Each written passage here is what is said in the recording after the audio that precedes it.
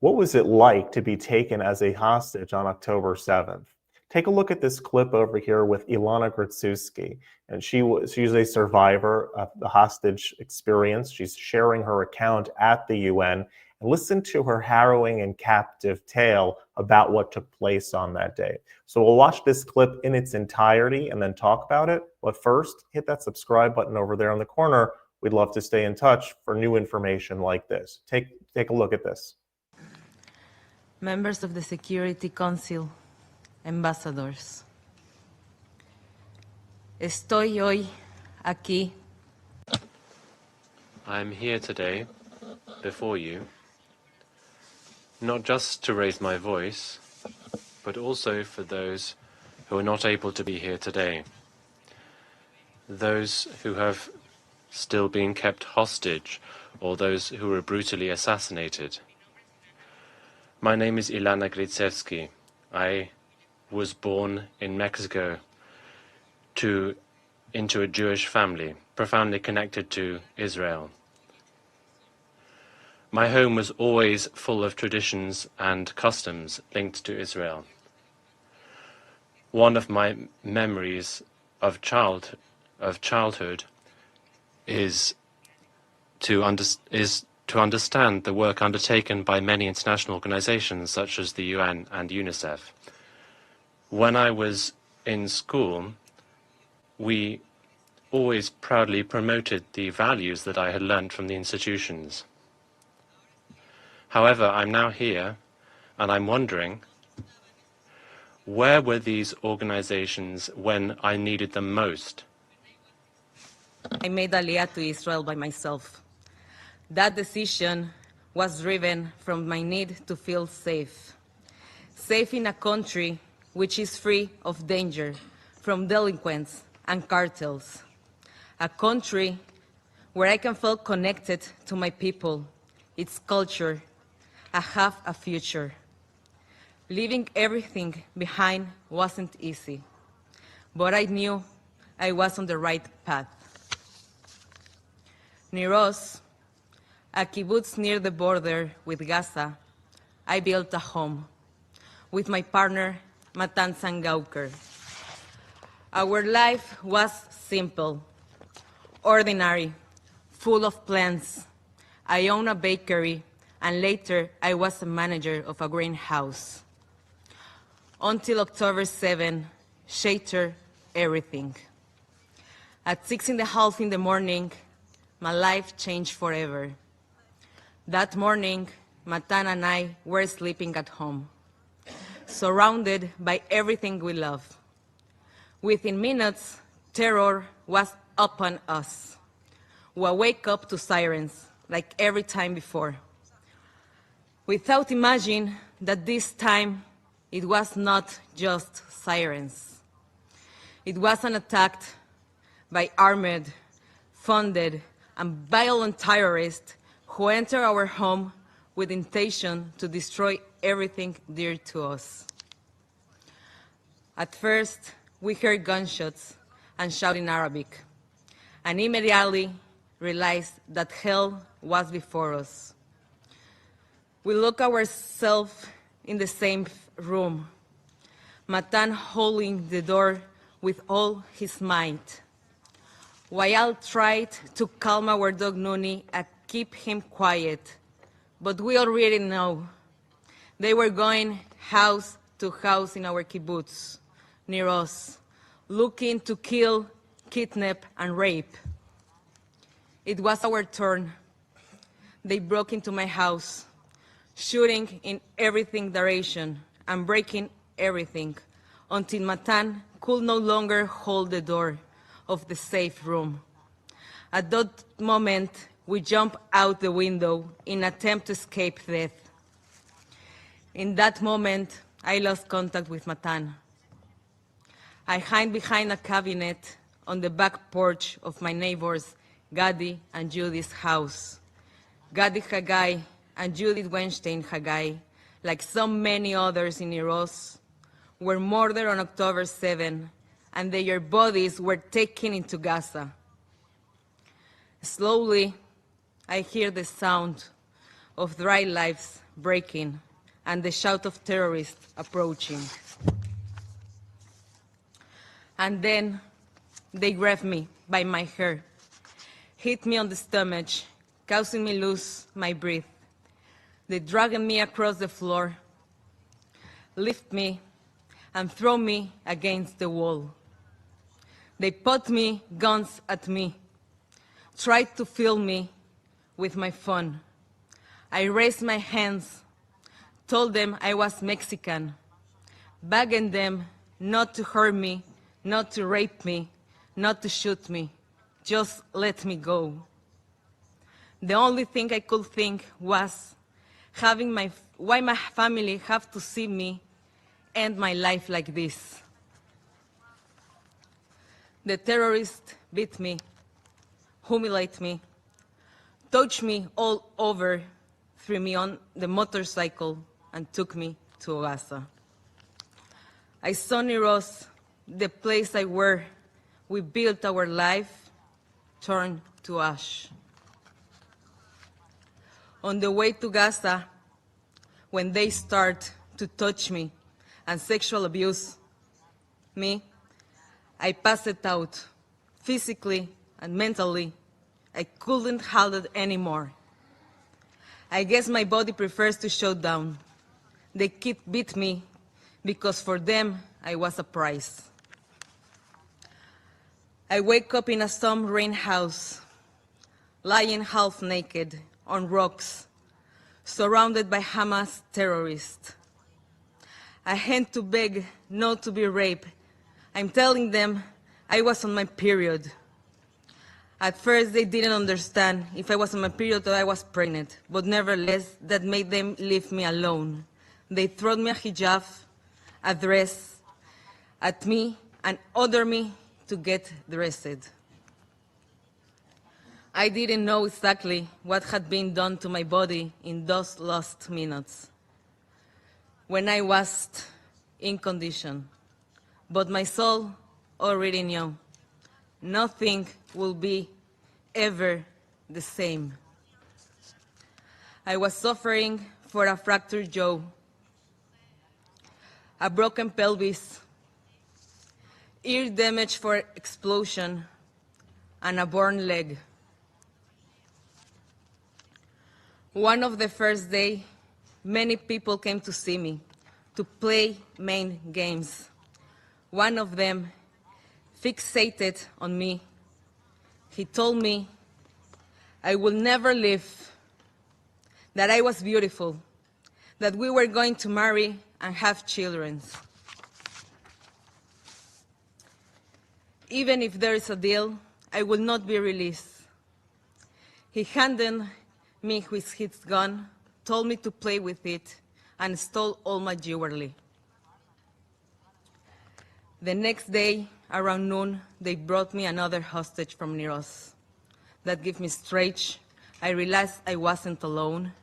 We looked out for each other. After a week, our wars told us that the IDF is going to attack the house, so we need to move to a different place. I found myself walking through the Gaza streets, holding the terrorist's hand as if I were his wife.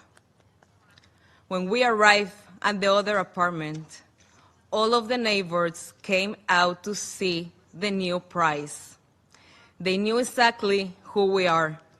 We stayed there for only one day and moved again. This time, they took us to a dirty house full with cockroaches. We slept on the floor with a thin mattress that wasn't a really mattress. We spent over 14 days there with barely any food, almost no water, constant psychological terror, no basic human or humanitarian needs, such as medicine, showers, hygienic products. In 55 days in captivity, I lost 12 kilograms, which is around 24 pounds. They did not give me any medicines. No doctor came to see me, even though I told them that I was suffering from colitis and anemia. The terrorists dedicate everything. When we call talk, when we call go to the bathroom, when we call get up, they wake up us in the middle of the night for cruel interrogations. From the moment I was captured, the wars were with me all the time. They did not wear Hamas uniforms. They dressed like civilians. They told me that one of them is a math teacher and the other one is a lawyer. For 50 days, they made me sure I could not escape. They told us all the time that we would be hostage for 5 or even 10 years. When it was time to eat, they took a lot of food to their room that they have meat, rice, and vegetables. At the same time, they left us with our meal, which contained sometimes as little as 10 chickpeas or a piece of dry flat bread, which wasn't always well cooked. About 4 days before my release, someone knocked on the door. We wake up terrified, thinking we weren't going to be included in the deal. But they came to tell us we were going home. They changed our clothes, moved us, and prepared us to leave. But it was a lie. They transferred me to a hospital. Now I know it was the Nasser hospital. They look us through the back entrance and walk us past all the civilians. In the hospital, there was an area which was closed off and used only by Hamas. With an armored ward, they look us in a room where we meet the third hostage. The next morning, around 10 a.m., they told us again that we are going home. They moved us on another room and made me undress to check I have no surveillance device on me. Later, they briefed us, checked us, gave us supplies, and told us to get into a car waiting outside. But instead of taking us to freedom, they take us to a tunnel. There we see more hostages, some of whom were my friends from my kibbutz near us. I saw Eitan Oren and David Cunyo there, who still remain in Hasson Hamas.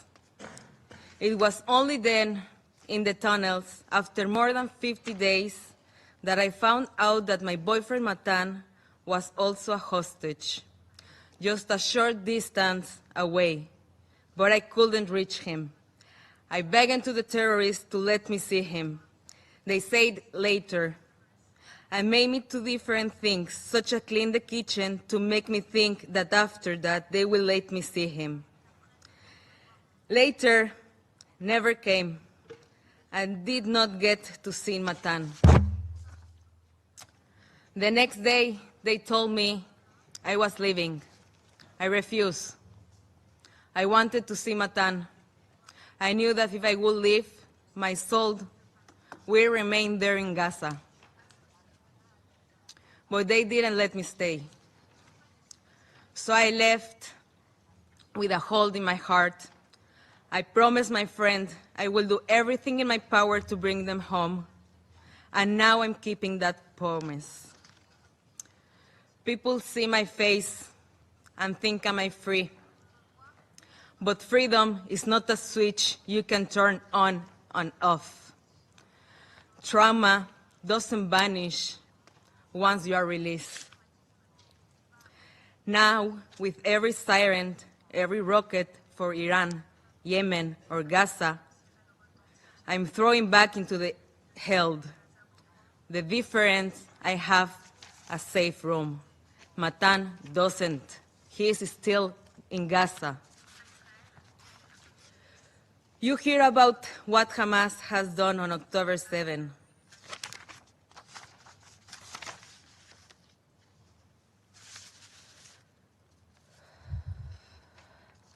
Women were raped, abused, and humiliated, and the world chose silence. Why is our pain treated as less?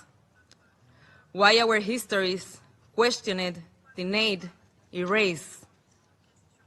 I am here not just for myself, but for every woman and man who didn't make it home, for every voice which was ignored, for the 50 hostages still in Gaza, for their families. I'm calling on human rights groups and everyone who claims to care, stand with us, speak up, demand the truth, because silence is betrayal. Matan, stay strong. Don't lose hope. Your mom, sister, our dog Nuni, and I are all waiting for you. También estoy aquí I'm also here. I am also here today as a Mexican woman, because that's where I was born, where the cartels kill and torture people. They call them as they are. Terrorists, criminals, delinquents.